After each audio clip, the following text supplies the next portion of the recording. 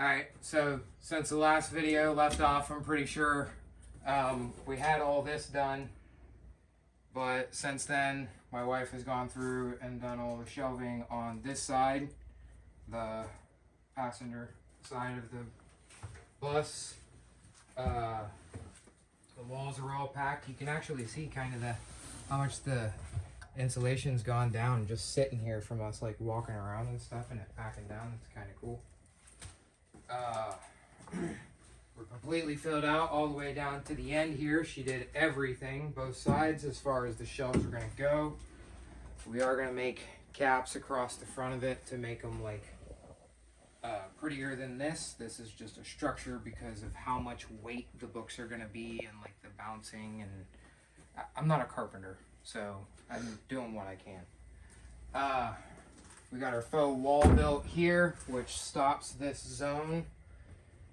We closed in the metal here where I've built that shelving. This is just kind of set there. Nothing's permanent yet, so we will actually go ahead and talk about this more later on whenever we're touching the project of it.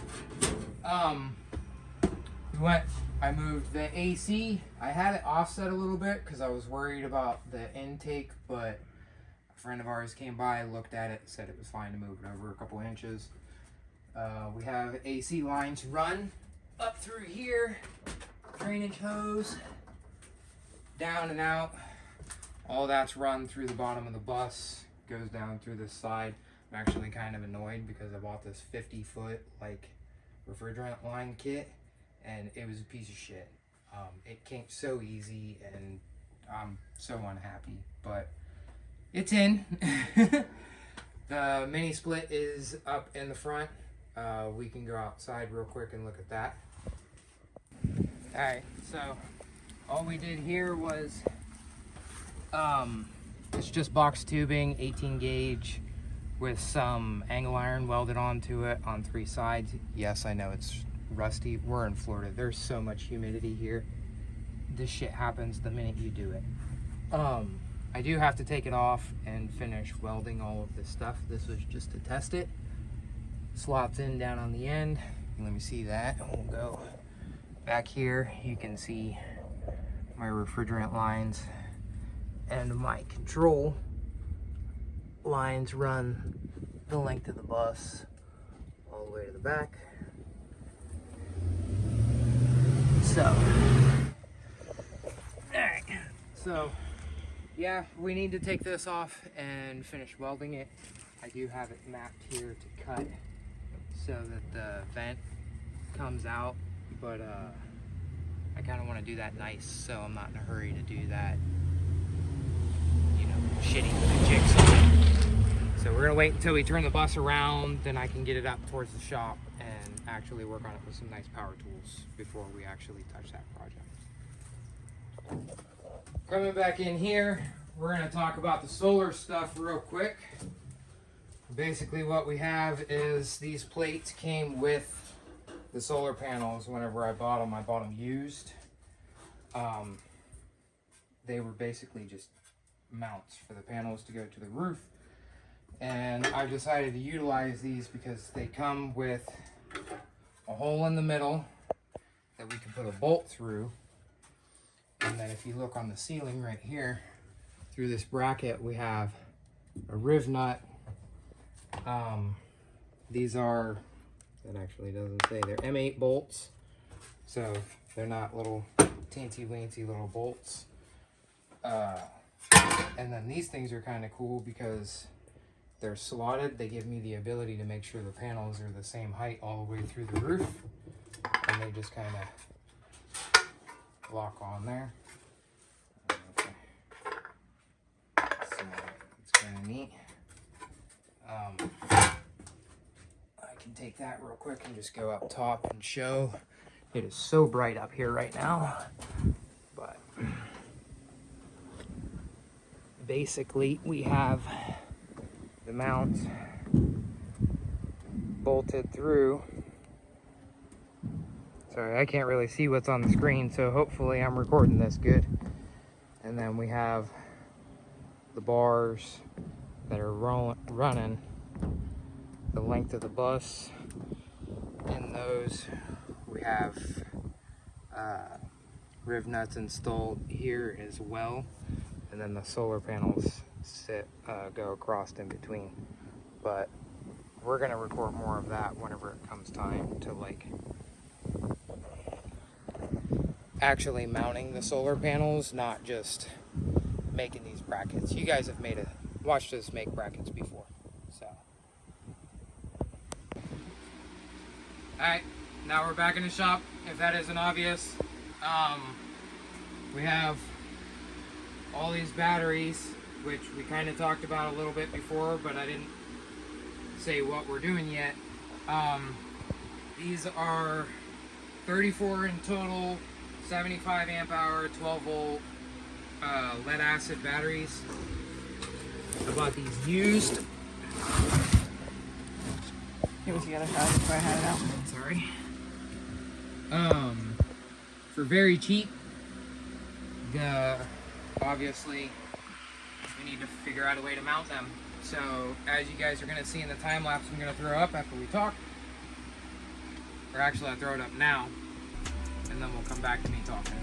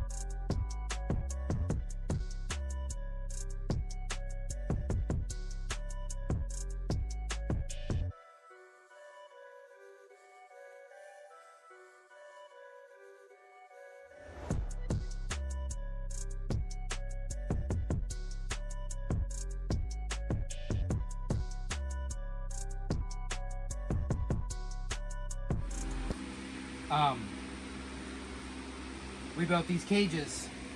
So these are just, again, 18 gauge steel. I'm pretty sure they're overkill. I don't like the fact that I had to weld them together, but given the amount of steel that is here, I put 8 batteries in them and put the middle bar, which is the thinnest bar out of all of them, on it, and then I jumped on top of it as well, and it didn't even like flex, but I guess we'll see. We are, however, putting plastic down on the bottom. This is so that, because these are actually going to be mounted underneath the bus, in between that big gap in the frame rails, rocks and debris might hit the batteries, so we're going to protect it just by gluing down some plastic that my wife so graciously cut for us. Alright, so since the last update, I'm sorry, I'm just kind of posing here with this. My wife's been doing all the work. Since the last update, we've done, we have all the battery stuff inside that I talked about in the last clip, and I already did all the wires and stuff, but when we get off the roof of the bus, I'll take it in the shop and we'll talk about that. As far as the bus side goes, my wife has gone through and she sanded the entire roof of the bus. As you can see, we're up here. We did do primer in spots that we needed to do primer. We got rid of this vent here because we're putting panels, so we wouldn't be able to open it anyways. And then my wife has been all day today, as you can see. Again, I'm just posing. She's been using this sealer and just rolling it.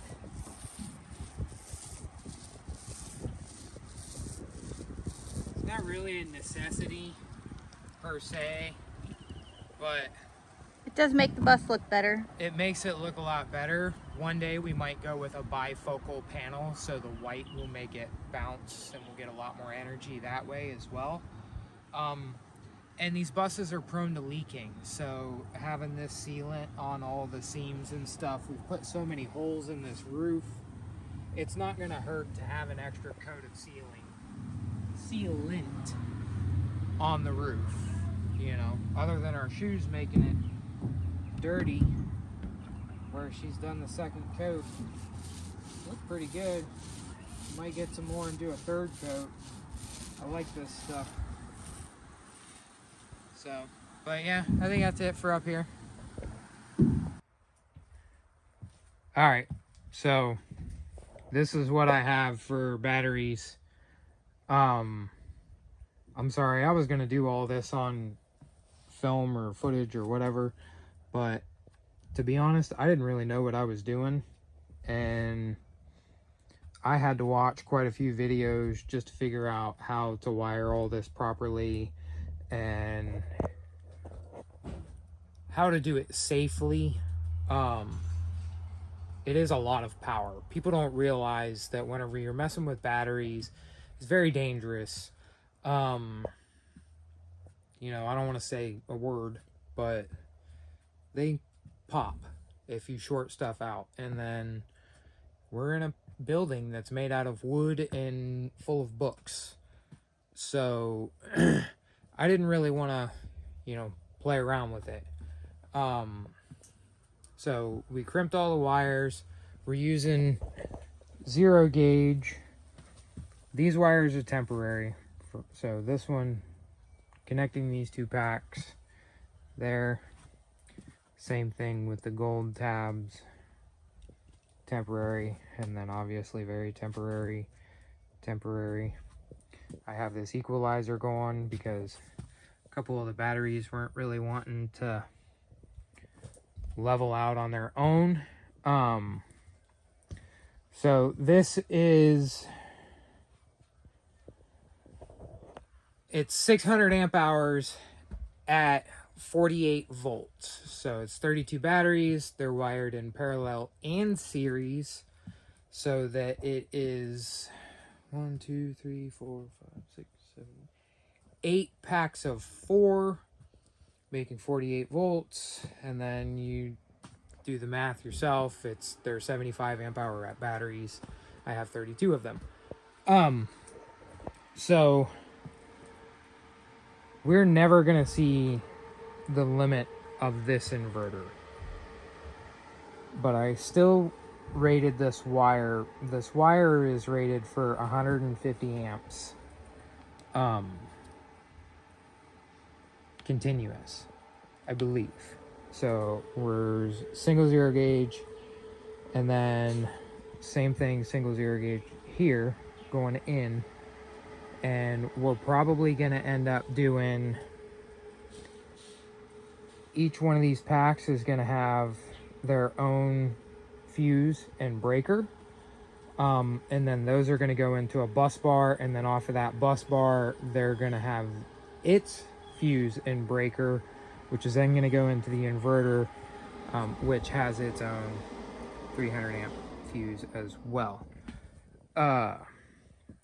Anyways, the reason I'm saying that is because these are good for 150 amps coming out through the pack, but the entire pack will deliver over 150 amps. So, or the entire 4 packs will deliver over 150 amps. So we are gonna run a couple of these cables. I think we're gonna run 2 of them off of the bus bar into the inverter itself. That'll give us about 300 amps worth of capacity before we have to worry about wires getting hot. I'm sorry if I kind of rambled and not all that made sense. I'm trying to think of it off the top of my head, and to be honest, a lot of it I have to read as I'm doing it, so I might not have got some things right. But yeah, the math is there. I might not have explained it good, so sorry if it didn't make sense. But yeah, that's where we're at with this. I have 5 panels in my yard out here. It's kind of funny. And then I have 5 panels I can't really get up there, but there's 5 panels on the roof of the shop as well. So we are running at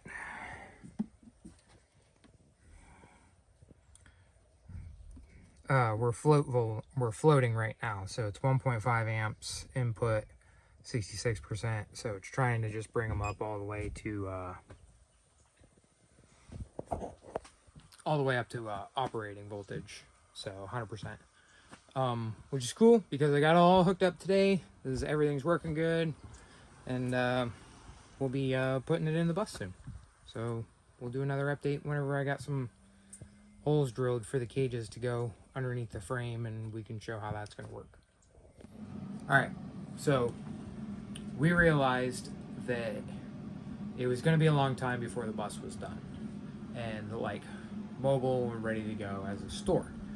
And the idea originally was that we were gonna put the batteries, the inverter, a fuse panel, and everything all on the bus. And then I was gonna run the bus, the solar off of the bus was gonna run my house during the week. That way we didn't have to buy 2 separate solar systems, or solar panel systems, whatever you want to call it. So there's like infinite problems with permitting doing that, and I live in a mobile home, so I can't put solar panels on the roof, and I can't put them in my backyard because of where the power lines are, and I can't put them in my front yard because of shading. So basically my options are on top of the bus or nowhere at all. Right now I even have a problem with having to move the panels around in the yard because I have to mow. Anyways, long story short, we got this inverter.